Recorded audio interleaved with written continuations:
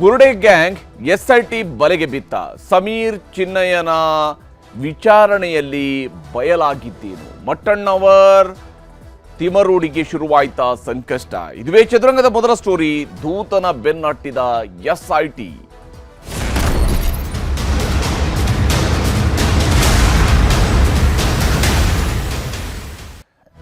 ತನ್ನ ಯೂಟ್ಯೂಬ್ ಚಾನೆಲ್ನ ಮೂಲಕವಾಗಿ ಮೊದಲು ಸೌಜನ್ಯ ಪ್ರಕರಣದ ಬಗ್ಗೆ ಒಂದು ವಿಡಿಯೋ ಮಾಡಿ ಅದರಿಂದಾಗಿ ಬಹಳ ದೊಡ್ಡ ವೈರಲ್ ಆದಂತಹ ವ್ಯಕ್ತಿ ಸಮೀರ್ ಎಂಟಿ.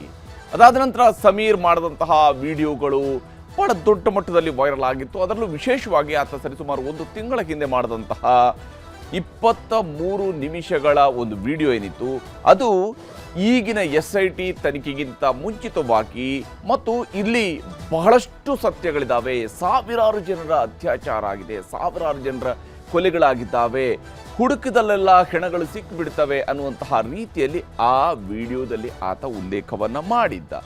ಅಷ್ಟೇ ಅಲ್ಲದೆ ಇದೇ ಚಿನ್ನಯ್ಯನಿಗೆ ಭೀಮನ ಹೆಸರಿಟ್ಟಿದ್ದ. ಮುಂದುವರೆದು ಆ ಭೀಮ ಯಾವ ರೀತಿಯಾಗಿ ಕೆಲಸ ಮಾಡ್ತಾ ಇದ್ದ ಅನ್ನೋದರ ಬಗ್ಗೆ ಎಲ್ಲವೂ ಕೂಡ ತನ್ನ ಯೂಟ್ಯೂಬ್ನಲ್ಲಿ ಆತ ಹೇಳ್ಕೊಂಡಿದ್ದ. ದೊಡ್ಡ ಮಟ್ಟದ ವೈರಲ್ ಅದು ಕೂಡ ಆಗಿತ್ತು.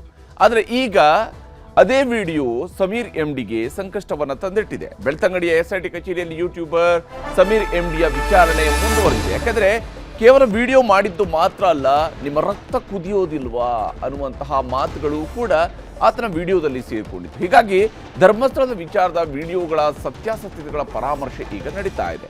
ಮಹೇಶ್ ಶೆಟ್ಟಿ ತಿಮರೋಡಿ ಸಂಬಂಧಿಕರ ಕಾರ್ನಲ್ಲೇನೆ ಸಮೀರ್ ಇವತ್ತು ಕೂಡ SIT ಮುಂದೆ ವಿಚಾರಣೆಗೆ ಹಾಜರಾಗೋದಕ್ಕೆ ಬಂದಿದ್ದು ಮಹೇಶ್ ಶೆಟ್ಟಿ ತಿಮರೋಡಿಯವರ ಸಂಬಂಧಿಕರ ಕಾರ್ನಲ್ಲಿ, ಅವರ ಸಹೋದರನ ಕಾರ್ನಲ್ಲಿ.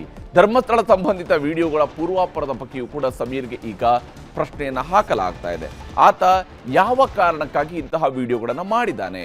ಆತ ಸಡನ್ ಆಗಿ ಆತನಿಗೆ ಧರ್ಮಸ್ಥಳದ ವಿಚಾರಗಳ ಬಗ್ಗೆ ಇಷ್ಟೊಂದು ಇಂಟ್ರೆಸ್ಟ್ ಬಂದಿರೋದು ಯಾವ ಕಾರಣಕ್ಕಾಗಿ ಅನ್ನೋದರ ಬಗ್ಗೆಯೂ ಕೂಡ ಆತನ ಪ್ರಶ್ನಿಸಲಾಗ್ತಾ ಇದೆ.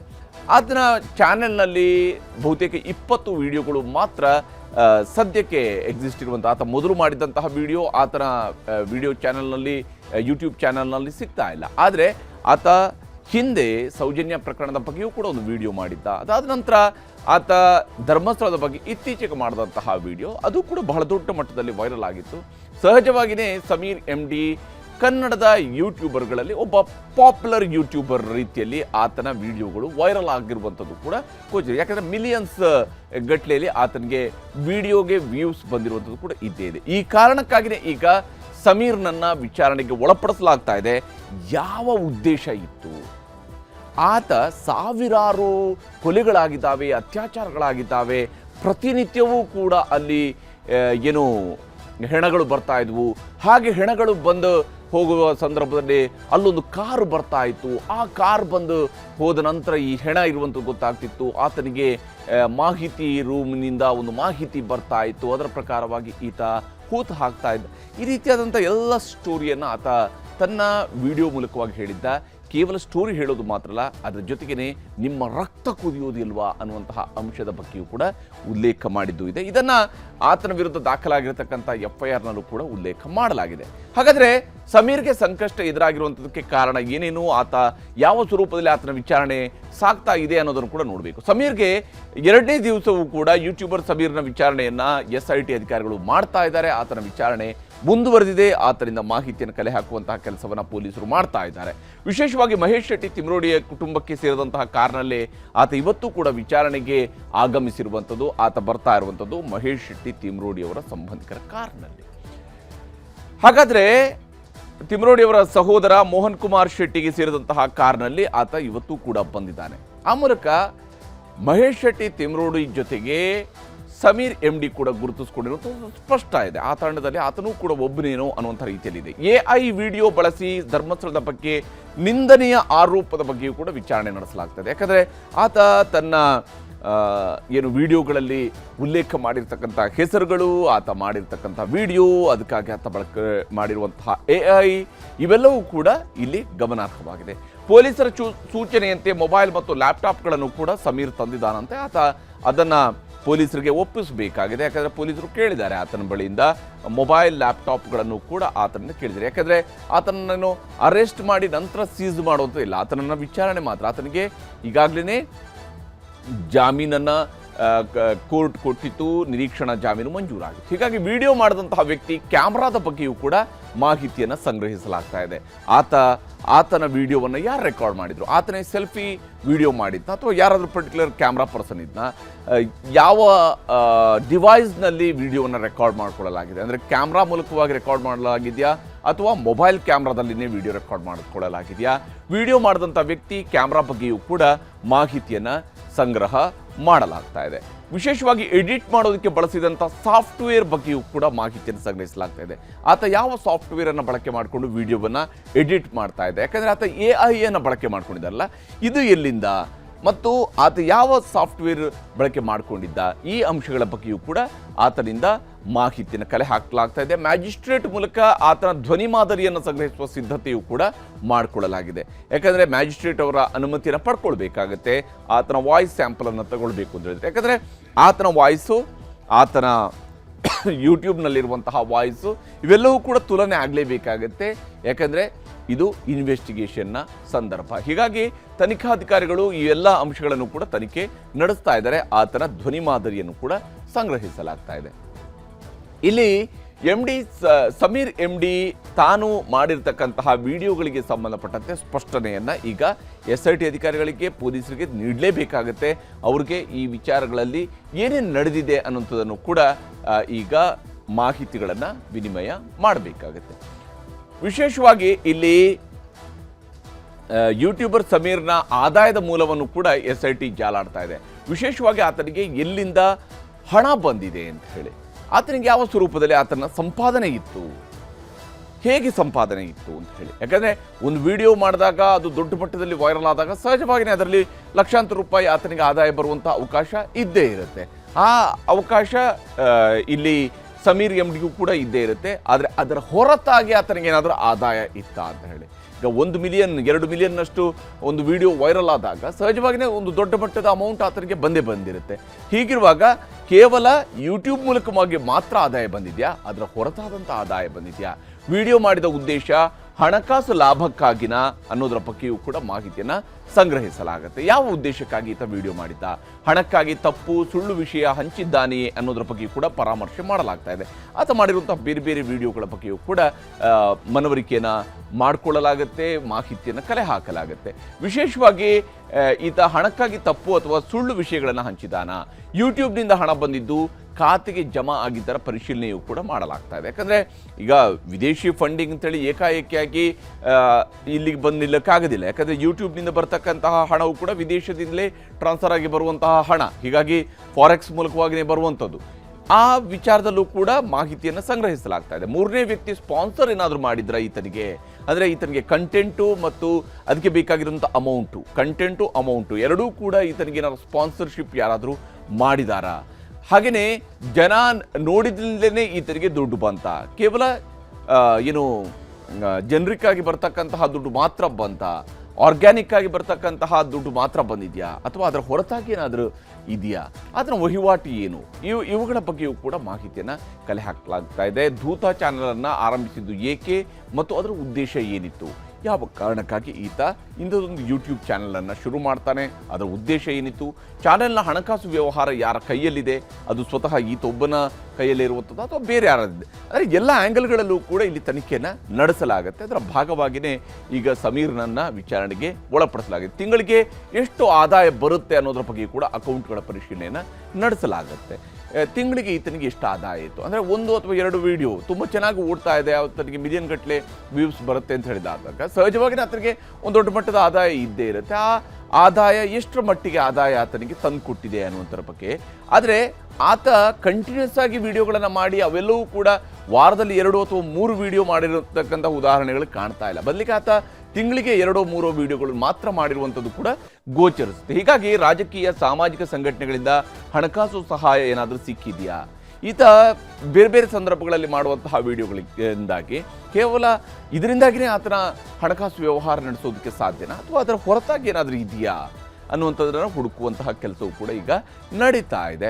2025ರ ಜುಲೈ ತಿಂಗಳಿನಲ್ಲಿ ಬಂದ ಆದಾಯ ಎಷ್ಟು ಅನ್ನೋದ್ರ ಬಗ್ಗೆಯೂ ಕೂಡ ಪರಿಶೀಲನೆಯನ್ನು ನಡೆಸಲಾಗುತ್ತೆ. ಯಾಕಂದರೆ ಆತ ಕಡೆಯದಾಗಿ ಮಾಡಿದಂತಹ ವಿಡಿಯೋ ಜುಲೈ ತಿಂಗಳಿನಲ್ಲಿ ಮಾಡಿರುವಂಥದ್ದು. ಅದಾದ ನಂತರ ಆತ ಯಾವುದೇ ವಿಡಿಯೋವನ್ನು ಪೋಸ್ಟ್ ಮಾಡಿರಲಿಲ್ಲ. ಹೀಗಾಗಿ ಆ ವಿಡಿಯೋದ ಮೂಲಕವಾಗಿ ಆತನಿಗೆ ಎಷ್ಟು ಹಣ ಬಂದಿದೆ, ಧರ್ಮಸ್ಥಳದ ಬಗ್ಗೆ ವಿಡಿಯೋ ಬಿಟ್ಟಾಗಲೇ ಸಮೀರ್ ಹೆಚ್ಚು ಮುನ್ನೆಲೆಗೆ ಬಂದಿದ್ದು ಅನ್ನೋದು ಕೂಡ ಗಮನಾರ್ಹ ಸಂಗತಿ. ಅಲ್ಲಿವರೆಗೆ ಆತನಿಗೆ ಇನ್ನೂ 10,000ದಷ್ಟು ಸಬ್ಸ್ಕ್ರೈಬರ್ಸ್ ಇರಲಿಲ್ಲ. ಇವತ್ತು ಆತನಿಗೆ 1 ಮಿಲಿಯನ್ಗಿಂತ ಹೆಚ್ಚು ಸಬ್ಸ್ಕ್ರೈಬರ್ಸ್ ಇದ್ದಾರೆ ಅಂತ ಹೇಳಿದ್ರೆ ಹೇಗಾಯಿತು, ಯಾವ ಕಾರಣಕ್ಕಾಗಿ? ಧರ್ಮಸ್ಥಳದ ವಿಚಾರದಿಂದಾಗಿಯೇ ಈತನಿಗೆ ಇಷ್ಟೂ ಕೂಡ ಆಯ್ತಾ? ಯೂಟ್ಯೂಬರ್ ಸಮೀರ್ ಆದಾಯದ ಮೂಲವನ್ನು ಈಗ SIT ಅಧಿಕಾರಿಗಳು ಕೂಡ ಜಾಲಾಡ್ತಾ ಇದ್ದಾರೆ. ಆತನ ಪ್ರತಿಯೊಂದು ಅಂಶಗಳ ಬಗ್ಗೆಯೂ ಕೂಡ ಮಾಹಿತಿಯನ್ನು ಕಲೆ ಹಾಕಲಾಗ್ತಾ ಇದೆ. ಇಲ್ಲಿ ಬಹಳ ಮುಖ್ಯವಾಗಿ ಮುಂದುವರೆದಿರುವಂತಹ ತನಿಖೆಯ ವಿಚಾರದಲ್ಲಿನೇ ಇರುವಂಥದ್ದು, ಈ ಚಿನ್ನಯ್ಯ ಗ್ಯಾಂಗ್ಗೂ ಕೂಡ ಸಂಕಷ್ಟ ಎದುರಾಗಿದೆ. ಚಿನ್ನಯ್ಯನನ್ನು ಮುಂದಿಟ್ಟುಕೊಂಡು ಧರ್ಮಸ್ಥಳವನ್ನು ಡಿಫೇಮ್ ಮಾಡುವಂತಹ, ಧರ್ಮಸ್ಥಳಕ್ಕೆ ಬಗ್ಗೆ ಅಪಪ್ರಚಾರ ಮಾಡ್ತಕ್ಕಂತಹ ಕೆಲಸವನ್ನು ಕೆಲವರು ಮಾಡಿದ್ದಾರೆ ಎನ್ನುವಂಥದ್ದು. ಬೆಳ್ತಂಗಡಿಯ SIT ಕಚೇರಿಯಲ್ಲಿ ಚಿನ್ನಯ್ಯನ ವಿಚಾರಣೆಯೂ ಕೂಡ ಮುಂದುವರೆದಿದೆ. ಆತನಿಂದ ಮಾಹಿತಿಯನ್ನು ಕಲೆ ಹಾಕಲಾಗ್ತಾ ಇದೆ. ಸಂಘಟಿತವಾಗಿ ಪ್ಲಾನ್ ಅಂತ ಬಾಯಿ ಬಿಟ್ಟಿದ್ದಾನೆ ಚಿನ್ನಯ್ಯ. ಆತ ಹೇಳೋ ಪ್ರಕಾರ ಸಂಘಟಿತವಾದಂತಹ ಪ್ಲಾನ್ ನಡೆದಿದ್ದಿಲ್ಲ ಅಂತೇಳಿ, ಕತೆ ಕಟ್ಟದವರು ಹಾಗಿದ್ರೆ ಯಾರು ಅಂತ ಬಾಯಿ ಬಿಡಿಸುವಂತಹ ಕೆಲಸವನ್ನು ಈಗ SIT ಮಾಡ್ತಾ ಇದೆ. ಈ ಕತೆ ಎಲ್ಲಿಂದ ಶುರುವಾಯಿತು? ತಿಮರೋಡಿ ಹಾಗೂ ಮಟ್ಟಣ್ಣವರ್ ಸಂಪರ್ಕದ ಬಗ್ಗೆಯೂ ಕೂಡ ತೀವ್ರ ವಿಚಾರಣೆಗೆ ಒಳಪಡಿಸಲಾಗ್ತಿದೆ. ಈತನೇ ನೇರವಾಗಿ ತಿಮರೋಡಿ ಮತ್ತು ಗಿರೀಶ್ ಮಟ್ಟಣ್ಣವರ್ ಅವರನ್ನ ಭೇಟಿಯಾದ್ನ, ಅಥವಾ ಅವರುಗಳು ಈತನನ್ನು ಅಪ್ರೋಚ್ ಮಾಡಿ ಈತನನ್ನು ಕರ್ಕೊಂಡು ಬಂದ್ರ ಅಂತ ಹೇಳಿ ತಿಮರೋಡಿ ಗಿರೀಶ್ ಮಟ್ಟಣ್ಣವರ್ಗೆ ನೋಟಿಸ್ ನೀಡುವಂತಹ ಸಾಧ್ಯತೆಯೂ ಕೂಡ ದಟ್ಟವಾಗಿದೆ. ಈ ವಿಚಾರದಲ್ಲಿ ಅವರು ಕೂಡ ತಮ್ಮ ಹೇಳಿಕೆಗಳನ್ನು SIT ಮುಂದೆ ದಾಖಲಿಸಬೇಕಾಗಬಹುದು. ಸಂಘಟಿತ ಅಪರಾಧ ಅಂತೇಳಿ ಕೇಸ್ ದಾಖಲಿಸುವ ಸಿದ್ಧತೆಯನ್ನು ಕೂಡ SIT ಮಾಡಿಕೊಳ್ತಿದೆ. ಅಂದರೆ ಇದು ಒಬ್ಬನೇ ಅಲ್ಲ, ಇದರ ಜೊತೆಗೆ ಬೇರೆ ಬೇರೆಯವರು ಸೇರಿ ಒಂದು ಸಂಘಟಿತವಾದಂಥ ಅಪರಾಧವನ್ನು ಎಸಗಿದ್ದಾರೆ ಅಂತೇಳಿ. ಸಹೋದರನ ಎದುರು ಈಗಾಗಲೇ ದೂರುದಾರ ಚಿನ್ನಯ್ಯ ತಪ್ಪೊಪ್ಪಿಕೊಂಡಿದ್ದಾನೆ ಅಂತೇಳಿ ಆತನ ಸಹೋದರ ತಾನಾಸಿ ಹೇಳಿಕೊಂಡಿದ್ದಾನೆ. ಸಹೋದರ ತಾನಾಸಿ ಮುಂದೆ ದೂರುದಾರ ತಪ್ಪೊಪ್ಪಿಕೊಂಡಿದ್ದಾನಂತೆ. ತಾನು ಯಾರ್ದೋ ಮಾತುಗಳನ್ನು ಕೇಳಿಕೊಂಡು ನಾನು ತಪ್ಪು ಮಾಡಿದ್ದೀನಿ ಅಂತ ಹೇಳ್ಕೊಂಡು ಆತ ಕಣ್ಣೀರು ಹಾಕಿದ್ದಾನೆ ಅಂತ ಹೇಳ್ಕೊಂಡು ತಾನಾಸಿ ಹೇಳ್ಕೊಂಡಿದ್ದಾನೆ. ಹೀಗಾಗಿ ನಿಜಕ್ಕೂ ಚಿನ್ನಯ್ಯನ ಉದ್ದೇಶ ಹಾಗಾದ್ರೆ ಏನಿತ್ತು? ಯಾರು ಈತನ ಹಿನ್ನೆಲೆಯಲ್ಲಿ ಇಟ್ಕೊಂಡು ಈತನನ್ನ ಪಾತ್ರಧಾರಿ ಮಾಡಿದಂತಹ ಸೂತ್ರಧಾರಿ ಹಾಗಾದ್ರೆ ಯಾರು? ಯಾರೋ ಒಬ್ಬ ಸೂತ್ರಧಾರಿ ಇದಾನ. ಆ ಸೂತ್ರಧಾರಿ ಯಾರು? ಸೂತ್ರಧಾರಿಯ ಉದ್ದೇಶ ಏನಿತ್ತು ಈತನನ್ನ ಪಾತ್ರಧಾರಿ ಮಾಡ್ಕೊಳ್ಳೋದಕ್ಕೆ? ಈ ನಿಟ್ಟಿನಲ್ಲೂ ಕೂಡ SIT ಈಗ ತನಿಖೆಯನ್ನ ಮುಂದುವರಿಸಿದೆ. ಇಡೀ ಪ್ರಕರಣದ ಬಗ್ಗೆನ ಪೂರ್ವಾಪರಗಳನ್ನೆಲ್ಲವನ್ನು ಕೂಡ ಹುಡುಕಲಾಗ್ತಾ ಇದೆ. ಇನ್ನು ಬುರುಡೆ ಸೀಕ್ರೆಟ್ ಏನು ಅನ್ನುವಂಥ ವಿಚಾರಕ್ಕೆ ಬಂದಾಗ, ಈತ ಅಂದರೆ ಯಾವಾಗ ಚಿನ್ನಯ್ಯ ಒಂದು ಬುರುಡೆನ ತೆಗೆದುಕೊಂಡು ಬಂದು ಪೊಲೀಸರ ಮುಂದೆ ಇಟ್ಕೊಂಡು ಈ ಪ್ರಕರಣವನ್ನು ದಾಖಲಿಸ್ತಾನಲ್ಲ, ಆ ಬುರುಡೆಯ ಸೀಕ್ರೆಟ್ ಕೂಡ ಈಗ ಗೊತ್ತಾಗ್ತಾ ಇರೋದು. ಅಂದರೆ 6 ತಿಂಗಳ ಹಿಂದೆ 2 ಬುರುಡೆಗಳನ್ನು ಇವರ ತಂಡ ಪಡ್ಕೊಂಡಿತ್ತು ಅಂತ ಹೇಳಿ, ಚಿನ್ನಯ್ಯನನ್ನು ಒಳಗೊಂಡಿರ್ತಕ್ಕಂತಹ ಒಂದು ಟೀಮ್ ಇದು ಪಡ್ಕೊಂಡಿತ್ತು. ಮಹಿಳೆಯ ಬುರುಡೆ ಅಂತೇಳಿ ಇವರಿಗೆ ಒಬ್ಬ ಬುರುಡೆ ಡೀಲರ್ ಇದನ್ನು ಕೊಟ್ಟಿದ್ದಾನೆ ಅನ್ನುವಂತಹ ಮಾಹಿತಿಗೆ ಲಭ್ಯವಾಗ್ತಾ ಇರುವಂಥದ್ದು. ಅಂದರೆ ಬುರುಡೆಯನ್ನು ತಂದುಕೊಟ್ಟಿರ್ತಕ್ಕಂತಹ ಓರ್ವ ಡೀಲರ್ ಇವರಿಗೆ ಇದು ಮಹಿಳೆಯ ಬುರುಡೆ ಅಂತೇಳಿ ನಂಬಿಸಿದ್ದಾನೆ ಅಂತೇಳಿ. ಆದರೆ ಡೀಲರ್ ಕೊಟ್ಟಿದ್ದಂಥದ್ದು ಪುರುಷನ ಬುರುಡೆ ಆಗಿತ್ತು, ಒಬ್ಬ ಪುರುಷ ವ್ಯಕ್ತಿಯ ತಲೆ ಬುರುಡೆ ಆಗಿತ್ತು. ಹೀಗಾಗಿ ಈ ಬುರುಡೆ ಸಮೇತ ಮಾಸ್ಕ್ ಮ್ಯಾನ್ ದೂರನ್ನು ಕೊಡ್ತಾನೆ, ನೋಡಿ ನಾನೊಂದು ಬುರುಡೆನ ತಂದಿಟ್ಟಿದ್ದೀನಿ, ಇದೇ ರೀತಿಯಾದಂಥ ಸಾವಿರಾರು ಬುರುಡೆಗಳಲ್ಲಿದ್ದಾವೆ, ಅವುಗಳನ್ನು ಬೇಕಾದ್ರೆ ನಾನು ಹುಡುಕಿ ಕೊಡೋದಕ್ಕೆ ಸಿದ್ಧನಿದ್ದೇನೆ ಅಂತ ಹೇಳಿ ಈತ ಬುರುಡೆ ಬಿಟ್ಟಿದ್ದ. ಆದರೆ ಮಹಿಳೆಯ ಬುರುಡೆ ನಾನೇ ಹೂತಿದ್ದೆ ಅಂತ ಕೂಡ ಈತ ಹೇಳ್ಕೊಂಡಿದ್ದ. ಇದು ಮಹಿಳೆಯ ಬುರುಡೆ, ಇದು ನಾನೇ ಹೂತಿದ್ದೆ, ಹಾಗಾಗಿ ನಾನೇ ಇದನ್ನು ಕೆದಕಿ ತಗೊಂಡು ಬಂದಿದ್ದೀನಿ, ಇಂತಹ ನೂರಾರಲ್ಲ ಸಾವಿರಾರು ಬುರುಡೆಗಳಲ್ಲಿದ್ದಾವೆ ಅಂಥೇಳಿ ಈ ಚಿನ್ನಯ್ಯ ಹೇಳ್ಕೊಂಡಿದ್ದ. ಬುರುಡೆ ಪರೀಕ್ಷೆಯ ವೇಳೆ ಪುರುಷನದ್ದು ಅಂತೇಳಿ ಇದು ಗೊತ್ತಾಗಿದೆ. ಅಂದರೆ ಅದು ಮಹಿಳೆಯದ್ದೋ ಪುರುಷನದ್ದೋ ಅಂತೇಳಿ ಪರಿಶೀಲನೆ ಆದಾಗ ಅದು ಪುರುಷನ ಬುರುಡೆ ಅಂತೇಳಿ ಗೊತ್ತಾಗಿದೆ. ಮಾಸ್ಕ್ ಮ್ಯಾನ್ ಸಿಕ್ಕ ಹಾಕಿಕೊಂಡಿರುವಂಥದ್ದು ಇದೇ ಪಾಯಿಂಟ್ನಲ್ಲಿದೆ. ಅಂದರೆ ಈತನ ವೆರಿ ಪಾಯಿಂಟೇ ಹೇಳ್ತಾ ಇದೆ ಇದು ಪುರುಷನ ಬುರುಡೆ ಅಂತೇಳಿ. ಆದರೆ ನೀನು ಹೇಳ್ತಿರೋದು ಸುಳ್ಳ ಅಂತ ಹೇಳಿ ಬುರುಡೆ ಕತೆ ಕಟ್ಟಿದವರಿಗೆ ಈಗಾಗಲೇ ಟೆನ್ಷನ್ ಕೂಡ ಶುರುವಾಗಿದೆ. ಯಾಕಂದರೆ ಇಷ್ಟು ದೊಡ್ಡ ಪ್ರಮಾಣದಲ್ಲಿ ಬುರುಡೆಗಳಿದ್ದಾವೆ ಅಂತ ಹೇಳಿದಾರಲ್ಲ, ಅವ್ರಿಗೂ ಕೂಡ ಈಗ ಆತಂಕ ಎದುರಾಗಿದೆ. ಸುಮಾರು 5-6 ಜನರಿಗೆ SIT ಅವರು ನೋಟಿಸ್ ನೀಡುವಂತಹ ಸಾಧ್ಯತೆ ಇದೆ. ಆ ಮೂಲಕವಾಗಿ ನೋಟಿಸ್ ಕೊಟ್ಟು ಅವರನ್ನು ವಿಚಾರಣೆಗೆ ಒಳಪಡಿಸಿ ಸತ್ಯಾಸತ್ಯತೆಯನ್ನು ಪರಿಶೀಲನೆ ಮಾಡಬೇಕಾಗಿದೆ. ನಿಜಕ್ಕೂ ಈ ಪ್ರಕರಣ ಎಲ್ಲಿಂದ ಶುರುವಾಯಿತು, ಪಾಯಿಂಟ್ 0 ಎಲ್ಲಿರೋದು ಇದಕ್ಕೆ ಅಂತ ಹೇಳಿ ಅದು ಗೊತ್ತಾಗಬೇಕು. ನಾಗರಿಕ ಸಮಾಜಕ್ಕೂ ಕೂಡ ಅದರ ಅನಾವರಣ ಆಗಲೇಬೇಕಾಗತ್ತೆ, ಯಾವ ಸ್ವರೂಪದಲ್ಲಿ ಇದು ಶುರುವಾಗಿದೆ ಅಂತ ಹೇಳಿ. ಈ ವಿಚಾರಕ್ಕೆ ಸಂಬಂಧಪಟ್ಟಂತೆ ಈಗಾಗಲೇ ಈ ಥರ ಮಾಸ್ಕ್ ಕಳಚಿ ಬಿದ್ದಿದೆ. ಚಿನ್ನಯ್ಯನ ಬಗ್ಗೆ ಮಂಡ್ಯ ಹಾಗೂ ತಮಿಳುನಾಡಿನಲ್ಲೂ ಕೂಡ ಶೋಧ ನಡೆದಿದೆ, ಅಲ್ಲೂ ಕೂಡ ವಿಚಾರಣೆಗೆ ಒಳಪಡಿಸಲಾಗಿದೆ. ದೂರುದಾರನ ಹುಟ್ಟೂರು ಮಂಡ್ಯದ ಚಿಕ್ಕಬಳ್ಳಿಯಲ್ಲಿ ತನಿಖೆಯನ್ನು ನಡೆಸಲಾಗಿದೆ. ಚಿಕ್ಕಬಳ್ಳಿಯಲ್ಲಿ ಈಗಾಗಲೇ ತನಿಖೆ ನಡೆಸಲಾಗಿದೆ. ತಮಿಳುನಾಡಿನ ಚಿಕ್ಕರಸಿನ ಪಾಳ್ಯದಲ್ಲೂ ಕೂಡ ತೆರಳಿ ಅಲ್ಲಿಯೂ ಕೂಡ ಮಾಹಿತಿಯನ್ನು ಸಂಗ್ರಹಿಸಲಾಗಿದೆ. ಚಿಕ್ಕರಸಿ ಪಾಳ್ಯದಲ್ಲಿ ಗಾರ್ಮೆಂಟ್ಸ್ ಫ್ಯಾಕ್ಟರಿಯಲ್ಲಿ ಕೆಲಸ ಮಾಡ್ತಿದ್ದಂತೆ ಈ ಮಾಸ್ಕ್ ಮ್ಯಾನ್ ಚಿನ್ನಯ್ಯ ಗಾರ್ಮೆಂಟ್ಸ್ ಫ್ಯಾಕ್ಟರಿಯಲ್ಲಿ ಕೆಲಸ ಮಾಡ್ತಿದ್ದ.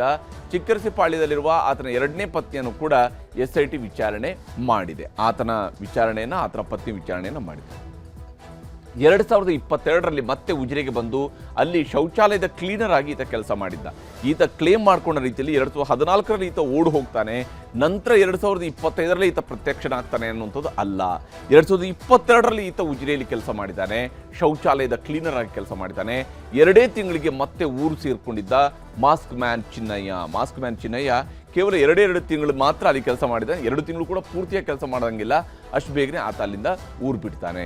2 ತಿಂಗಳಿಗೆ ಮತ್ತೆ ಊರು ಸೇರಿದ್ದ ಮಾಸ್ಕ್ ಮ್ಯಾನ್. ಇಲ್ಲಿ ಈ ಮಾಸ್ಕ್ ಮ್ಯಾನ್ ಚಿನ್ನಯ್ಯನಿಗೆ ಕೆಲಸ ಕೊಟ್ಟಂತಹವರು ಹಾಗೆಯೇ ಆತನ 2ನೇ ಪತ್ನಿಯ ಮಾತುಗಳು ಏನಿತ್ತು ಅನ್ನೋದನ್ನು ನಿಮ್ಗೆ ತೋರಿಸ್ತೀನಿ. ಉಜಿರೆ ಬಸ್ ಸ್ಟ್ಯಾಂಡಿನ ವಾಶ್ರೂಮ್ ಅನ್ನು ನಾನು ನಿರ್ವಹಣೆ ಮಾಡ್ತಿರೋದು. ಹಾಗೆ ಬಸ್ ಸ್ಟ್ಯಾಂಡ್ ವಾಶ್ರೂಮ್ಗೆ ಬಂದಿದ್ದ. ಒಂದು 15-20 ದಿವಸ ಕೆಲಸ ಮಾಡಿದ. ಅಲ್ಲಿ ಅವನಿಗೆ ಸರಿಯಾಗಲಿಲ್ಲ. ನನಗೆ ಇದು ಬೇಡ, ನಾನು ಅಲ್ಲಿಗೆ ತ್ಯಾಜ್ಯ ನಿರ್ವಹಣಾ ಘಟಕಕ್ಕೆ ಹೋಗ್ತೇನೆ ಅಂತ ಹೇಳಿದ. ಸರಿ, ಅಲ್ಲಿಗೆ ಬಾಗಾದ್ರೆ ಅಂತ ಹೇಳಿದೆ. ಅಲ್ಲಿಗೆ ಬಂದರು. ಅಲ್ಲಿ ಇಬ್ಬರಿಗೆ, ಗಂಡ ಹೆಂಡತಿಗೆ ಇಬ್ಬರಿಗೂ ಕೆಲಸ ಕೊಟ್ಟೆ. ಸ್ವಲ್ಪ ದಿವಸ ಕೆಲಸ ಮಾಡಿದ್ರು. ಮತ್ತೆ ಅವನ ಅಕ್ಕನಿಗೆ ಮತ್ತು ಅವನಿಗೆ ಏನೋ ಸರಿ ಬೀಳಲಿಲ್ಲ. ಹಾಗೆ ಒಂದು ದಿವಸ ರಾತ್ರಿ ಬಂದ, ದನಿಯವರೇ ನಮ್ಮ ಅತ್ತೆ ತೀರಿ ಹೋಗಿದ್ದಾರೆ, ನಾನು ಊರಿಗೆ ಹೋಗ್ತೇನೆ, ನನಗೆ ಸ್ವಲ್ಪ ದುಡ್ಡು ಬೇಕು ಅಂತ ಹೇಳಿದ. ನಾನು ದುಡ್ಡು ಯಾವಾಗ ಕೊಡ್ತಿದ್ದೆ ಅವನಿಗೆ, ಎಷ್ಟು 1,000 ಏನೋ ಕೊಡ್ಲಿಕ್ಕಿತ್ತು ಅವನಿಗೆ. ಮತ್ತೆ ಒಂದು 4,000 ರೂಪಾಯಿ ದುಡ್ಡು ಕೊಟ್ಟೆ ಅವನಿಗೆ. ಅದು 4,000 ರೂಪಾಯಿ ಇಟ್ಕೊಂಡು ಹೋದ. ಮತ್ತೆ ಬರಲಿಲ್ಲ. ಅವನ ಫೋನ್ ನಂಬರ್ ಸಮೇತ ನನ್ನ ಹತ್ರ ಇಲ್ಲ. ಇವಳ ಹತ್ರ ಕೇಳಿದೆ, ಅಕ್ಕನ ಹತ್ರ, ಏನ ಬರಲಿಲ್ಲ, ಚೆನ್ನ ಬರಲಿಲ್ಲ ಅಂತ. ಇಲ್ಲದೆ ಅವನು ನನ್ನ ಹತ್ರ ಜಗಳ ಮಾಡಿ ಹೋಗಿದ್ದಾನೆ, ಬಹುಶಃ ಅವನಿಗೆ ಬರೋದಿಲ್ಲ ಅಂತ ಹೇಳಿ ಕೆಲಸಕ್ಕೆ ಹೋಯ್ತನಂತೆ ಹೋದವ್ರು ಸರ್. ಮತ್ತೆ 2 ತಿಂಗಳಾಯ್ತು ಅವ್ರ ಮನೆಗೆ ಬರ್ಲಿಲ್ಲ ಸರ್. ಆದ್ರೆ ಟಿವಿನಲ್ಲಿ ನೋಡ್ತಾ ಇದ್ದೆ ನಾನು. ಏತಕ್ಕೆ ಹಿಂಗಾಗಿದ್ದದ, ಏನಾಯ್ತು ಅಂತ ನನ್ಗೆ ಗೊತ್ತಿಲ್ಲ ಸರ್. ಆದ್ರೆ ನಮ್ಮ ಹತ್ರ ಏನಾದ್ರು ಹೇಳ್ತಾ ಇರ್ಲಿಲ್ಲ, ಇದ್ರ ಬಗ್ಗೆ ಎಲ್ಲ ಹೇಳ್ತಾ ಇರ್ಲಿಲ್ಲ ಸರ್. ತುಂಬಾ ಒಳ್ಳೆಯವ್ರು ಸರ್ ಅವರು. ಎಲ್ಲಾ ಕಡೆನೂ ಅವ್ರು ಒಳ್ಳೆಯವ್ರಂತೆ ಹೇಳ್ತಾ ಇದ್ರು ಸರ್. ಒಂದು ಜಗಳಕ್ಕೆ ಏನು ಎದಕ್ಕೂ ಹೋಗೋದಿಲ್ಲ ಸರ್. ಅವ್ರು ಕುಡಿಯೋದು, ಬೀಡಿ ಕುಡಿಯೋದು ಏನು ಕೂಡ ಅವ್ರಿಗೆ ಇಲ್ಲ ಸರ್. ತುಂಬಾ ಒಳ್ಳೆಯವ್ರು ಸರ್. ಹೀಗೆ 2ನೇ ಪತ್ನಿ ಆತ ಒಳ್ಳೆಯವನು ಅಂತ ಕೂಡ ಹೇಳ್ತಾರೆ. ಆದರೆ ಯಾಕೆ 2 ತಿಂಗಳಿಂದ ಈತ ಕೆಲಸಕ್ಕೆ ಹೋದವನು ಬಂದಿಲ್ಲ ಅಂತ ಕೂಡ ಹೇಳ್ತಾರೆ. ಏನೇ ಆಗಲಿ, ಈಗಾಗಲೇ ಆತನ ಮಾಸ್ಕ್ ಅಂತೂ ಕಳಚಿ ಬಿದ್ದಿದೆ. ಆತ ಏನು, ಆತನ ಹಿಂದೆ ಇದ್ದಂಥವ್ರು ಯಾರು ಈ ಇಡೀ ಕಥೆಯ ಸೂತ್ರಧಾರರು ಅನ್ನುವಂಥದ್ದು ಗೊತ್ತಾಗಬೇಕು. ಆ ಸೂತ್ರಧಾರರ ಹುಡುಕಾಟವನ್ನು ಬಹುಶಃ SIT ಮಾಡುತ್ತಾ ಅನ್ನುವಂಥದ್ದೇ ಈಗಿರುವಂತಹ ಪ್ರಶ್ನೆ. 2ನೇ ಸುದ್ದಿ ಕಡೆಗೆ ಹೋಗೋಣ. ಬಾನು ಮುಷ್ತಾಕ್ ದಸರಾ ಉದ್ಘಾಟನೆ ಮಾಡೋದು ಬೇಡವಾ? ಅರಮನೆ ಅಂಗಳದಲ್ಲಿ ದಸರಾ ಧರ್ಮಯುದ್ಧ, ಭುವನೇಶ್ವರಿ ಚಾಮುಂಡೇಶ್ವರಿಗೆ ಅವಮಾನವೇ? ಇದುವೇ ಚದುರಂಗದ 2ನೇ ಸ್ಟೋರಿ, ದಸರಾ ಧರ್ಮಯುದ್ಧ.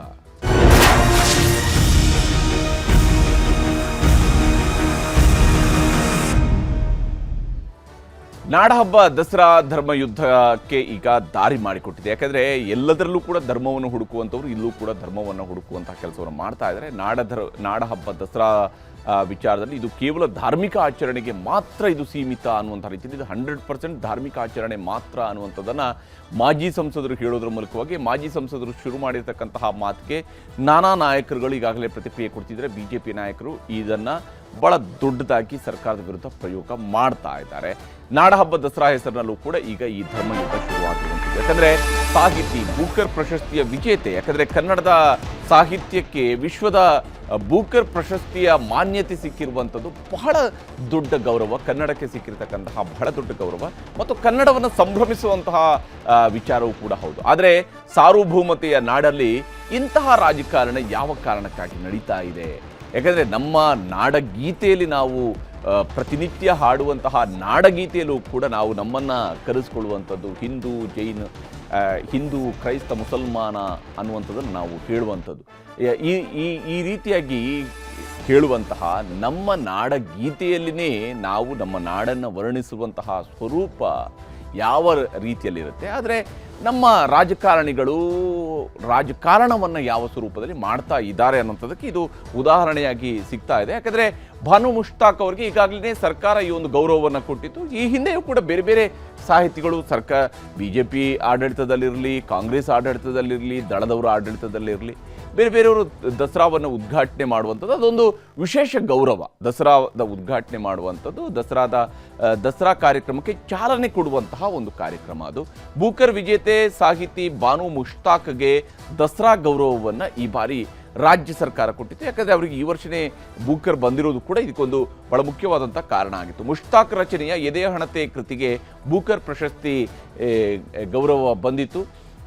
ಅಫ್ಕೋರ್ಸ್ ಇಬ್ಬರಿಗೂ ಕೂಡ ದೀಪಾ ಬಸ್ತಿ ಇದರ ಅನುವಾದಕಿ ಮತ್ತು ಅವರ ಕೃತಿಯ ಅನುವಾದಕ್ಕೆ ದೀಪಾ ಬಸ್ತಿ ಮತ್ತು ಕೃತಿಯ ಕರ್ತರಾಗಿರತಕ್ಕಂತಹ ಬಾನು ಮುಷ್ತಾಕ್ ಅವರಿಗೆ ನಾಡಹಬ್ಬ ದಸರಾ ಉದ್ಘಾಟಿಸಲಿದ್ದಾರೆ ಬಾನು ಮುಷ್ತಾಕ್ ಅವರು ನಾಡಹಬ್ಬ ದಸರಾವನ್ನು ಉದ್ಘಾಟನೆ ಮಾಡ್ತಾರೆ. ರೈತ ಚಳುವಳಿಗಳು, ಕನ್ನಡ ಚಳುವಳಿಗಳಲ್ಲಿ ಸಾಹಿತಿ ಭಾನು ಅವರು ತಮ್ಮನ್ನು ತಾವು ಗುರುತಿಸ್ಕೊಂಡಂಥವ್ರು. ಕನ್ನಡದ ವಿಚಾರಗಳಲ್ಲಿ ಬಹಳ ಗಟ್ಟಿಯಾದಂತಹ ಧ್ವನಿಯನ್ನು ಮತ್ತು ಗಟ್ಟಿಯಾದಂತಹ ನಿಲುವನ್ನು ತಾಳುವಂತಹ ಓರ್ವ ಸಾಹಿತಿಯೂ ಕೂಡ ಹೌದು ಬಾನು ಮುಷ್ತಾಕ್. ಬಳ್ಳಾರಿಯ 88ನೇ ಅಖಿಲ ಭಾರತ ಕನ್ನಡ ಸಾಹಿತ್ಯ ಸಮ್ಮೇಳನದ ಅಧ್ಯಕ್ಷೆಯಾಗಿಯೂ ಕೂಡ ಅವ್ರನ್ನ ಈಗಾಗಲೇ ಆಯ್ಕೆ ಮಾಡಲಾಗಿದೆ. ಅವರು ಮುಂದಿನ ಕನ್ನಡ ಸಾಹಿತ್ಯ ಸಮ್ಮೇಳನದ ಅಧ್ಯಕ್ಷತೆಯನ್ನು ವಹಿಸ್ತಾ ಇದ್ದಾರೆ. ಸಾಹಿತ್ಯ ಕನ್ನಡದ ಸೇವೆ ಪರಿಗಣಿಸಿ ದಸರಾ ಉದ್ಘಾಟನೆಗೆ ಅವರನ್ನು ಕರೆಯಲಾಗಿದೆ, ಅವ್ರನ್ನ ಆಯ್ಕೆ ಮಾಡಲಾಗಿದೆ, ಅವ್ರನ್ನ ಆಹ್ವಾನಿಸಲಾಗಿದೆ ರಾಜ್ಯ ಸರ್ಕಾರದ ಕಡೆಯಿಂದ. ಆದರೆ ಈ ವಿಚಾರಕ್ಕೆ ಸಂಬಂಧಪಟ್ಟಂತೆ ಈಗಾಗಲೇ ಯಾಕೆ ಹಾಗಾದರೆ ಅಪಸ್ವರ ಶುರುವಾಯಿತು ಅನ್ನೋದನ್ನು ಕೂಡ ನಾವು ಗಮನಿಸಬೇಕು. ಬಾನು ಮುಷ್ತಾಕ್ ಆಯ್ಕೆಗೆ ಬಿಜೆಪಿ ನಾಯಕರು ಆಕ್ಷೇಪವನ್ನು ವ್ಯಕ್ತಪಡಿಸ್ತಾ ಇದ್ದಾರೆ. ಧರ್ಮ ಆಚರಣೆ ಮೇಲೆ ನಂಬಿಕೆ ಇದೆಯಾ ಅನ್ನುವಂಥ ಪ್ರಶ್ನೆಯನ್ನು ಕೇಳ್ತಿದ್ದಾರೆ. ಅವರಿಗೆ ಹಿಂದೂ ಪರಂಪರೆಯ ಬಗ್ಗೆ ನಂಬಿಕೆ ಇದ್ದರೆ ಅವ್ರು ಬಂದು ಉದ್ಘಾಟಿಸಲಿ, ಆದರೆ ಅವರಿಗೆ ನಂಬಿಕೆ ಇದೆಯಾ ಅನ್ನುವಂತಹ ಪ್ರಶ್ನೆಯನ್ನು ಕೇಳ್ತಾ ಇದ್ದಾರೆ. ದಸರಾ ಪರಂಪರೆಗೆ ಇದು ಧಕ್ಕೆ ಅಂತೇಳಿ ಬಿಜೆಪಿ ನಾಯಕರುಗಳು ಬಾನು ಮುಷ್ತಾಕ್ ಅವರ ಆಯ್ಕೆಯನ್ನು ಪ್ರಶ್ನಿಸ್ತಾ ಇದ್ದಾರೆ. ಹಿಂದೂ ಹಬ್ಬವನ್ನು ಅನ್ಯಮತೀಯರಿಂದ ಉದ್ಘಾಟಿಸುವುದು ಸರಿಯಲ್ಲ ಅನ್ನುವಂಥ ಅಭಿಪ್ರಾಯವನ್ನು ಕೂಡ ವ್ಯಕ್ತಪಡಿಸ್ತಾ ಇದ್ದಾರೆ. ಇದು ನಮ್ಮ ನಾಡನ್ನು ಕಟ್ಟಿದಂತಹ ವಿಚಾರಗಳಿಗೆ ಬಂದಂತಹ ಸಂದರ್ಭದಲ್ಲಿ, ನಮ್ಮ ನಾಡಿನ ಹಬ್ಬದ ಸಂದರ್ಭದಲ್ಲಿ ಈ ರೀತಿಯಾದಂತಹ ಧಾರ್ಮಿಕ ಕಾರಣಕ್ಕಾಗಿ ಎಷ್ಟೇ ಇವರು ಬರಬಾರ್ದು ಅಂತ ಹೇಳುವಂತಹ ನಿಯಮವನ್ನು ರೂಪಿಸಬೇಕಾ? ಹಾಗಾದರೆ ಈ ಪ್ರಶ್ನೆ ಮೂಲಭೂತವಾದಂತಹ ಪ್ರಶ್ನೆ.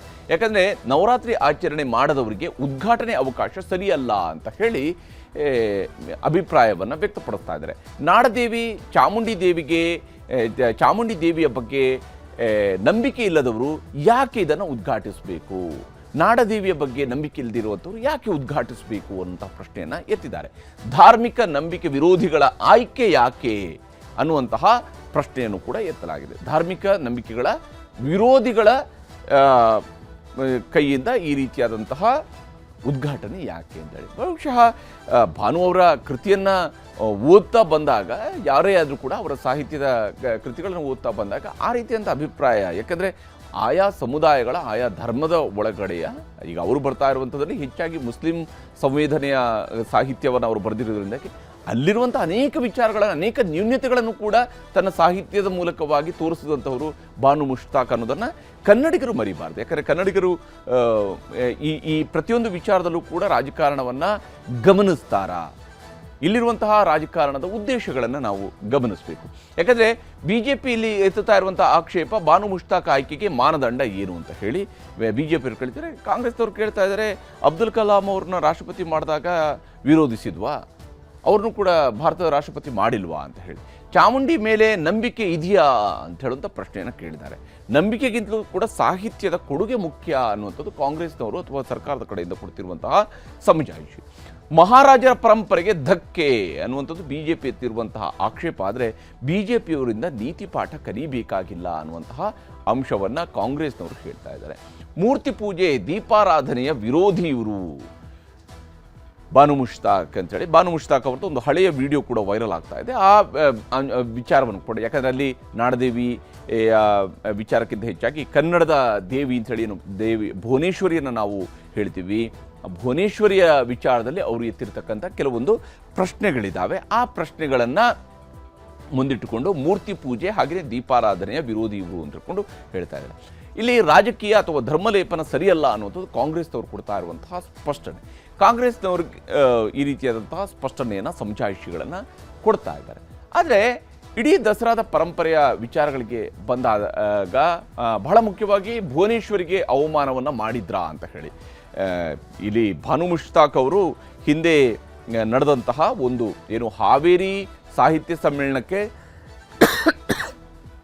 ಪ್ರತಿಯಾಗಿ ಆ ಹಾವೇರಿ ಸಾಹಿತ್ಯ ಸಮ್ಮೇಳನದಲ್ಲಿ ಆಗಿನ ಕಸಾಪ ಅಧ್ಯಕ್ಷರ, ಅಂದರೆ ಅದು ಈಗಲೂ ಕೂಡ ಅವರೇ ಕಸಾಪ ಅಧ್ಯಕ್ಷರು, ಕಸಾಪದ ಅಧ್ಯಕ್ಷರಾಗಿದ್ದಂತಹ ಮಹೇಶ್ ಜೋಶಿಯವರ ವಿಚಾರಗಳಿಗೆ ಸಂಬಂಧಪಟ್ಟಂತೆ ವಿರೋಧವಾಗಿ ಒಂದು ಜನಸಾಹಿತ್ಯದ ಸಮ್ಮೇಳನವನ್ನು ಒಂದು ಮಾಡಲಾಯಿತು. ಆ ಒಂದು ಸಾಹಿತ್ಯ ಸಮ್ಮೇಳನದ ಉದ್ಘಾಟನೆ ಮಾಡಿರುವಂಥದ್ದು ಬಾನು ಮುಷ್ತಾಕ್ ಅವರು. ಆ ಸಂದರ್ಭದಲ್ಲಿ ಅವರು ಹೇಳಿದಂತಹ, ಅವರು ಇಡೀ ಭಾಷಣದ ತುಣುಕನ್ನು ಯಾರು ಭಾಷಣವನ್ನು ಯಾರು ನೋಡ್ತಿಲ್ಲ, ಅದರ ಒಂದು ಸಣ್ಣ ತುಣುಕನ್ನು ಈಗ ವೈರಲ್ ಮಾಡಲಾಗ್ತಾ ಇದೆ. ಅದರಲ್ಲಿ ಅವರ ಹಳೆ ವಿಡಿಯೋವನ್ನು ಈಗ BJP ಹರಿಬಿಟ್ಟಿದೆ, ಆ ಸಣ್ಣ ತುಣುಕನ್ನು ಹರಿಬಿಟ್ಟಿದೆ. ಅದರ ಮೂಲಕವಾಗಿ ಹಿಂದೂ ಧರ್ಮದ ಮೇಲೆ ನಂಬಿಕೆ ಇಲ್ಲದವರು ಅನ್ನುವಂಥ ಆರೋಪವನ್ನು ಮಾಡಲಾಗ್ತಾ ಇದೆ. ಯಾಕಂದರೆ ಅವರು ಅದರಲ್ಲಿ ಎತ್ತಿರುವಂಥದ್ದು ಕನ್ನಡದ ಪ್ರಶ್ನೆ, ಕನ್ನಡದಲ್ಲಿ ಮುಸಲ್ಮಾನರ ಒಳಗೊಳ್ಳುವಿಕೆಯ ಪ್ರಶ್ನೆಯನ್ನು ಕೂಡ ಅವರು ಅಲ್ಲಿ ಎತ್ತಿದ್ರು ಆ ಸಮ್ಮೇಳನದಲ್ಲಿ. ಅದಕ್ಕೆ ಪೂರಕವಾಗಿರ್ತಕ್ಕಂತಹ ಅವರು ಹೇಳಿದಂತಹ ಮಾತಿನ ಒಂದು ತುಣುಕು ಈಗ ವೈರಲ್ ಆಗ್ತಾ ಇದೆ. ಕನ್ನಡ ತಾಯಿ ಭುವನೇಶ್ವರಿಗೆ ಅವಮಾನ ಮಾಡಿದ್ದು ಸರಿನಾ ಅನ್ನುವಂತಹ ಪ್ರಶ್ನೆಯನ್ನು ಕೇಳಲಾಗ್ತಾ ಇದೆ. ಈ ರೀತಿಯಾಗಿ ಕನ್ನಡ ತಾಯಿ ಭುವನೇಶ್ವರಿಗೆ ಅವಮಾನ ಮಾಡಿದಂಥವರು ತಾಯಿ ಚಾಮುಂಡೇಶ್ವರಿಯ ಪೂಜೆಗೆ ಬರುವಂಥದ್ದು ಸರಿನಾ ಅನ್ನುವಂಥ ಪ್ರಶ್ನೆಯನ್ನು ಕೇಳ್ತಾ ಇದ್ದಾರೆ. ಭುವನೇಶ್ವರಿ ಚಾಮುಂಡೇಶ್ವರಿ ಮೇಲೆ ನಂಬಿಕೆ ಇರೋರು ಸೂಕ್ತ, ಅಂಥವ್ರು ಮಾತ್ರ ಬಂದು ಉದ್ಘಾಟನೆ ಮಾಡಿದರೆ ಸಾಕು, ಇಂಥವರು ಬರಬಾರದು ಅನ್ನುವಂತಹ ಆಕ್ಷೇಪವನ್ನು ಎತ್ತಲಾಗ್ತಾ ಇದೆ. ಬಾನು ಮುಷ್ತಾಕ್ ಅವರ ವಿಚಾರದಲ್ಲಿ ಈ ರೀತಿಯಂಥ ಒಂದು ವಿಡಿಯೋ ಇದೆ. ಆ ವಿಡಿಯೋದ ಕಾರಣಕ್ಕಾಗಿ ಈಗ ಅವ್ರನ್ನ ವಿರೋಧ ಮಾಡಲಾಗ್ತಾ ಇದೆ. ಬಹಳ ಗಮನಾರ್ಹವಾಗಿರ್ತಕ್ಕಂಥ ಸಂಗತಿ. ಇಲ್ಲಿ ಇದೇ ಸಂದರ್ಭದಲ್ಲಿ ಬಹಳ ಮುಖ್ಯವಾಗಿ BJಪಿಯವರು ಹೀಗೆ ಟೀಕೆ ಮಾಡ್ತಾ ಇರುವಾಗಲೇ ಬಾನು ಮುಷ್ತಾಕ್ ಅವರಿಗೆ ಬೆಂಬಲ ನೀಡುವಂಥ ಕೆಲಸಗಳು ಕೂಡ ಆಗ್ತಾ ಇದ್ದಾವೆ. ಮುಷ್ತಾಕ್ ಅವರ ಹಾಸನದ ಮನೆಗೆ ಬಂದಂತಹ ನಟಿ ಹಾಗೂ ಅಮ್ಮನ ಮಡಿಲು ಸಂಸ್ಥಾಪಕಿ ಶಶಿಕಲಾ ಅವರು ಬಾಗಿನವನ್ನು ಕೊಟ್ಟಿದ್ದಾರೆ. ಹೂ, ಬಳೆ, ಸೀರೆ, ಅರಿಶಿನ ಕುಂಕುಮ ನೀಡಿ ಅವ್ರನ್ನ ಶುಭ ಹಾರೈಸಿದ್ದಾರೆ. ಆ ಮೂಲಕವಾಗಿ ಅವ್ರನ್ನ ಗೌರವಿಸುವಂಥದ್ದು. ಮತ್ತು ನೀವು ಒಂದು ಬಾಗಿನ ಸ್ವೀಕರಿಸಿ ಮಾತನಾಡಿರುವಂತಹ ಬಾನು ಮುಷ್ತಾಕ್ ಅವರು, ದಸರಾ ನಾನು ಗೌರವಿಸುವಂತಹ ಹಬ್ಬ ಆಗಿದೆ, ಪ್ರೀತಿಯಿಂದ ಭಾಗಿಯಾಗ್ತೇನೆ ನನ್ನ ಹಬ್ಬದಲ್ಲಿ, ನಾನು ಕೂಡ ಪ್ರೀತಿಯಿಂದ ಭಾಗವಹಿಸುವಂತಹ ಹಬ್ಬ ಅದಾಗಿದೆ. ನಾನು ತಂದೆ ತಾಯಿ ಜೊತೆಗೆ ಹಲವು ಬಾರಿ ಜಂಬೂ ಸವಾರಿ ನೋಡೋದಕ್ಕೆ ಹೋಗ್ತಿದ್ದೆ, ದಸರಾ ಉದ್ಘಾಟನೆಗೆ ಆಹ್ವಾನ ಬಂದಿದೆ, ಸಂತೋಷ ಆಗಿದೆ ಅನ್ನುವಂತಹ ಮಾತುಗಳನ್ನು ಅವರು ಕೂಡ ಹೇಳಿದ್ದಾರೆ. ಈ ಮೂಲಕ ನಾನು ಈ ಹಬ್ಬದಲ್ಲಿ ಭಾಗಿಯಾಗ್ತಾ ಇದ್ದೀನಿ ಅನ್ನುವಂಥದ್ದನ್ನು ಅವರು ತೋರಿಸ್ಕೊಟ್ಟಿದ್ದಾರೆ. ಇದನ್ನ ಖಂಡಿತವಾಗ್ಲೂ ಖುಷಿಯ ವಿಷಯ ಇದು. ಇದನ್ನ ಹಲವಾರು ಪ್ರಭೇದಗಳಲ್ಲಿ ನಾವು ನೋಡ್ಬೋದು. ನೀವು ಚಾಮುಂಡೇಶ್ವರಿ ತಾಯಿ ಅಂತೀರಿ, ನಿಮ್ಮ ಭಾವವನ್ನು ಕೂಡ ನಾನು ಗೌರವಿಸ್ತೀನಿ. ಅನೇಕರು ಇದನ್ನು ನಾಡ ಹಬ್ಬ ಅಂತ ಕರೀತಾರೆ, ಅದನ್ನು ಕೂಡ ಗೌರವಿಸ್ತೀನಿ. ಇದು ಒಂದು ನಮ್ಮ ನಾಡ ಹಬ್ಬ. ಮತ್ತು ನೀವೇನು ಚಾಮುಂಡೇಶ್ವರಿ ತಾಯಿ ಅಂತ ಭಾಳ ಪ್ರೀತಿ ಅಭಿಮಾನದಿಂದ ಕರಿತೀರಿ. ಈಗೆಲ್ಲ ನಮ್ಮ ಸಂಸ್ಕೃತಿಯ ಒಂದು ಭಾಗವೇ ಆಗಿದೆ, ಈ ನಾಡಿನ ಒಂದು ಭಾಗವೇ ಆಗಿದೆ. ಹೀಗಾಗಿ ನನಗೂ ಪ್ರಿಯವಾಗಿದೆ. ನಾನು ಕೂಡ ಇದನ್ನು ಗೌರವಿಸ್ತಕ್ಕಂಥ ಒಂದು ಹಬ್ಬ ಆಗದೆ ಪ್ರೀತಿಯಿಂದ ಪಾಲ್ಗೊಳ್ಳತಕ್ಕ. ಹೀಗೆ ತಾನು ಕೂಡ ಈ ಹಬ್ಬವನ್ನು ಗೌರವಿಸ್ತೀನಿ, ಪ್ರೀತಿಯಿಂದ ಇದರಲ್ಲಿ ಭಾಗಿಯಾಗ್ತೀನಿ ಅಂತೇಳಿ ಬಾನು ಮುಷ್ತಾಕ್ ಅವರು ಹೇಳ್ಕೊಂಡಿದ್ದಾರೆ. ಸಾರ್ವಭೌಮ ದಸರಾ ಇದು. ಯಾಕಂದರೆ ಹೈದರಲ್ಲಿ ಟಿಪ್ಪು ಸುಲ್ತಾನ್ ಕಾಲದಲ್ಲೂ ಕೂಡ ವಿಜಯದಶಮಿ ಆಚರಣೆ ಮೈಸೂರು ಸಂಸ್ಥಾನದಲ್ಲಿ ನಡೆದಿದೆ. ವಿಜಯನಗರ ಅರಸರಿಂದ ಬಳುವಳಿಯಾಗಿ ಬಂದಿದ್ದಂತಹ ದಸರಾ ಪರಂಪರೆ ಅದು ಮುಂದೆ ಅದು ಶ್ರೀರಂಗಪಟ್ಟಣದಲ್ಲಿ ಅವಾಗಿನ ಮೈಸೂರು ಒಡೆಯರ್ ಕಾಲದಿಂದ ಶುರುವಾಗುತ್ತೆ. ನಂತರ ಶ್ರೀರಂಗಪಟ್ಟಣವನ್ನು ಕೇಂದ್ರವಾಗಿ ಆಡಳಿತ ನಡೆಸಿದಂತಹ ಹೈದರ್ ಮತ್ತು ಟಿಪ್ಪು ಕೂಡ ಶ್ರೀರಂಗಪಟ್ಟಣದಲ್ಲಿ ದಸರಾವನ್ನು ಆಚರಿಸಿರುವಂತಹ ಇತಿಹಾಸವೂ ಕೂಡ ಇದೆ. ಸರ್ ಮಿರ್ಜಾ ಇಸ್ಮಾಯಿಲ್ ಅವರು ನಾಲ್ವಡಿ ಕೃಷ್ಣರಾಜ ಒಡೆಯರ್ ಅವರ ಕಾಲದಲ್ಲಿ ದಿವಾನರಾಗಿದ್ದಂಥವರು. ಅವರ ಕಾಲದಲ್ಲಿ ಆದಂತಹ ಅನೇಕ ಕೆಲಸಗಳು, ನಾಲ್ವಡಿ ಕೃಷ್ಣರಾಜ ಒಡೆಯರ್ ಸಾಮಾಜಿಕ ಕಾರ್ಯಗಳಲ್ಲಿ ಸರ್ ಮಿರ್ಜಾ ಇಸ್ಮಾಯಿಲ್ ಅವರು ಕೂಡ ತಮ್ಮ ಬಹಳ ದೊಡ್ಡ ಕೊಡುಗೆಯನ್ನು ಕೊಟ್ಟಂಥವರು. KRS ಕಾಗದ ಕಾರ್ಖಾನೆ, ಹಾಗೆಯೇ ಸಕ್ಕರೆ ಕಾರ್ಖಾನೆ, ಸಾಹಿತ್ಯ ಪರಿಷತ್ತು ಸ್ಥಾಪನೆಯ ವಿಚಾರಗಳಲ್ಲೂ ಕೂಡ ಸರ್ ಮಿರ್ಜಾ ಇಸ್ಮಾಯಿಲ್ರ ಕೊಡುಗೆಗಳಿದ್ದಾವೆ. 2004ರಿಂದ 2006ರವರೆಗೂ ಮೈಸೂರಿನ ಜಿಲ್ಲಾ ಉಸ್ತುವಾರಿ ಸಚಿವರಾಗಿದ್ದಂತಹ ತನ್ವೀರ್ ಸೇಠ್ ಅವರು ಕೂಡ ಆಗ ದಸರಾ ಉದ್ಘಾಟನೆಯ ಕಾರ್ಯಕ್ರಮಗಳಲ್ಲಿ ಅವರು ಕೂಡ ಭಾಗಿಯಾಗ್ತಾ ಇದ್ರು. ಉಸ್ತುವಾರಿ ಸಚಿವರಾಗಿ ದಸರಾದಲ್ಲಿ ತನ್ವೀರ್ ಸೇಠ್ ಅವರು ಕೂಡ ಭಾಗಿಯಾಗಿರುವಂಥ ಇತಿಹಾಸಗಳು ಕೂಡ ಇದ್ದಾವೆ. ಇನ್ನು KS ನಿಸಾರ್ ಅಹಮದ್ 2017ರಲ್ಲಿ ದಸರಾ ಉದ್ಘಾಟನೆಯನ್ನು ಮಾಡ್ತಾರೆ. ನಿತ್ಯೋತ್ಸವ ಕವಿ ದಸರಾ ಉದ್ಘಾಟನೆಯನ್ನು ಮಾಡಿರುವಂಥದ್ದು ಕೂಡ ಇದೆ. ಅವತ್ತು ಇಲ್ಲದಂಥ ಆಕ್ಷೇಪ ಈಗ ಯಾಕೆ ಅನ್ನುವಂಥದ್ದು. ಅಂದರೆ ಒಬ್ಬ ಸಾಹಿತಿಯ ನಿಲುವಿನ ಕಾರಣಕ್ಕಾಗಿ, ಅವರ ಸಾಹಿತ್ಯದ ಸಂದರ್ಭಗಳಲ್ಲೇ ಅವರು ಹೊರಗಡೆ ಮಾತನಾಡಿರುವಂತಹ ಅವರ ನಿಲುವುಗಳೇನಿದ್ದಾವೆ, ಆ ನಿಲುವಿನ ಕಾರಣಕ್ಕಾಗಿ ಅಷ್ಟೇ ವಿರೋಧನ, ಅಥವಾ ಧರ್ಮದ ಕಾರಣಕ್ಕಾಗಿ ವಿರೋಧನ, ಯಾವುದರ ಕಾರಣಕ್ಕಾಗಿ ಇಲ್ಲಿರುವಂತಹ ವಿರೋಧ ಅನ್ನುವಂತಹ ಪ್ರಶ್ನೆಯೂ ಕೂಡ ಇದ್ದೇ ಇರುವಂಥದ್ದು. ಹೀಗೆ ದಸರಾ ವಿಚಾರದಲ್ಲೂ ಕೂಡ ಈಗ ಧರ್ಮಯುದ್ಧ ಅಂತೂ ನಡೀತಾ ಇದೆ. ನೋಡಬೇಕು ಸರ್ಕಾರ ತನ್ನ ನಿಲುವನ್ನು ಹೇಗೆ ಸಮರ್ಥಿಸ್ಕೊಳ್ಳುತ್ತೆ, ಪ್ರತಿಪಕ್ಷ ಹೇಗೆ ಇದನ್ನೊಂದು ರಾಜಕೀಯದ ಅಸ್ತ್ರವಾಗಿ ಬಳಕೆ ಮಾಡುತ್ತೆ ಅನ್ನೋದನ್ನು ಕೂಡ ಗಮನಿಸಬೇಕಾಗಿದೆ. ಇದಾಗಿತ್ತು ಇವತ್ತಿನ ಚದುರಂಗ. ನಮಸ್ಕಾರ.